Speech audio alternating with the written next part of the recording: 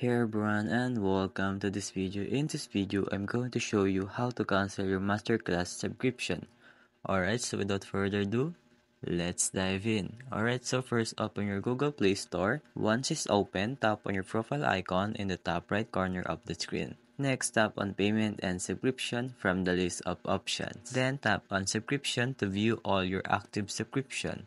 So, let's have a sample. Alright, so find the masterclass in the list of subscription and tap on it. You will see an option to cancel the subscription. Tap on that and follow the prompts to confirm your cancellation. Alright, after confirming, your masterclass subscription will be cancelled and you won't be charged for future billing cycle.